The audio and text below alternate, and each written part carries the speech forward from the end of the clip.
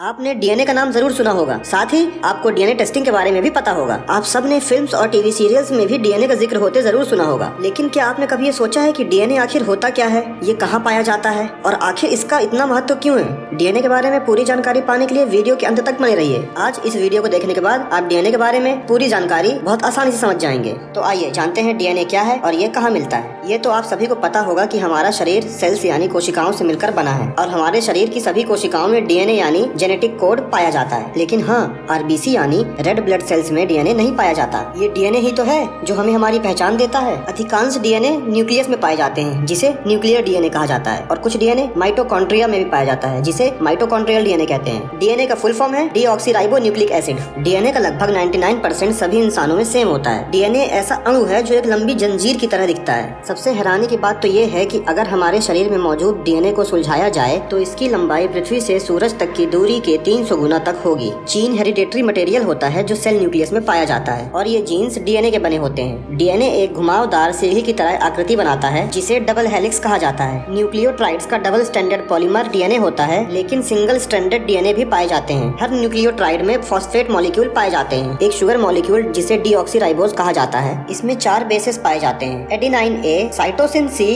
Guanine G, thymine T. इन चारों bases का क्रम ही आनुवांशिक कोड बनाता है जो जीवन के सभी जरूरी कार्य करने के लिए हमें निर्देश देते हैं। इन बेसेस के क्रम को डीएनए सीक्वेंस कहा जाता है। इन बेसेस में से एडेनिन थाइमिन के साथ और गुआनिन साइटोसिन के साथ बॉन्ड बनाता है। बॉन्ड के साथ ये बेस फॉस्फेट और पेंटोज शुगर के साथ बंधा होता है। इसीलिए नाइट्रोजीनियस बेस फॉस्फेट ग्रुप और शुगर से बने हुए डीएनए को न्यूक्लियोटाइड कहा जाता है। डीएनए अपने स्ट्रक्चर की हूबहू कॉपी बना सकता है, यानी डीएनए अपने ही जैसा और डीएनए बना सकता है और ये प्रक्रिया सेल डिवीजन के लिए जरूरी भी होती है। अक्सर डीएनए से बना नया डीएनए 100% उसके जैसा होता है, लेकिन कभी कभी अगर ये उसके जैसा 100% सामान्य नहीं होता तो ये शरीर में कुछ खतरनाक म्यूटेशंस पैदा कर सकता है। मजेदार बात तो ये है कि आप डीएनए को पेन ड्राइव भी कह सकते हैं, क्योंकि ये हमारे शरीर से जुड़ी सभी जानकारी अपने अंदर स्टोर करके रखता है और 1 ग्राम डीएनए 700 टीबी यानी 700 टेराबाइट्स की जानकारी स्टोर कर सकता है। तो सोचिए, अगर आप दुनिया भर की सभी जानकारी को स्टोर करना चाहें तो आपको सिर्फ 2 ग्राम डीएनए की ही जरूरत पड़ेगी। वैसे डीएनए क्या है और ये कहाँ पाया जाता है, यह जानने के बाद अब जानते हैं कि डीएनए की खोज किसने की। तो डीएनए को सबसे पहली बार एक जर्मन बायोकेमिस्ट फ्रेडरिक मैशर ने 1869 में ऑब्जर्व किया, लेकिन कई सालों तक इसकी इंपॉर्टेंस रिसर्चर्स का ध्यान अपनी ओर नहीं खींच पाई। लेकिन 1953 में James Watson, Francis Crick, Maurice Wilkins and Rosalind Franklin ने डीएनए का डबल हेलिक्स स्ट्रक्चर खोज निकाला। ये पता चला कि डीएनए बायोलॉजिकल इंफॉर्मेशन को अपने अंदर स्टोर कर सकता है। इसके लिए वॉटसन, क्रिक और विकिंस को 1962 में मेडिसिन का नोबेल प्राइज भी मिला। डीएनए के मॉडल को वॉटसन क्रिक मॉडल के नाम से भी जाना जाता है। अब बात करते हैं डीएनए के जरूरी काम के बारे में। डीएनए रेप्लिकेशन, ट्रांसफॉर्मेशन और जेनेटिक इन्फॉर्मेशन को ट्रांसफर करने का भी इम्पोर्टेंट काम करता है। रेप्लिकेशन डीएनए के नकल करने की प्रक्रिया है जिसमें डीएनए अपनी नकल करके अपने जैसे दूसरे डीएनए और बना लेता है। ऐसा करने से शरीर में क्रोमोसोम्स की संख्या नियंत्रित रहती है और सेल डिवीजन भी अच्छे से होता है। ट्रांसफॉर्मेशन के जरिए डीएनए हमारे शरीर में मौजूद आरएनए का भी निर्माण करता है। जेनेटिक इन्फॉर्मेशन को एक पीढ़ी से दूसरी पीढ़ी में ट्रांसफर करने का महत्वपूर्ण काम भी डीएनए ही करता है। अब बात करते हैं डीएनए टेस्ट के बारे में, जिसके बारे में आप सबने बहुत सुना है। हर इंसान के डीएनए में उसके हेरिटेज की जानकारी होती है और डीएनए टेस्ट किसी जेनेटिक डिसऑर्डर का पता लगाने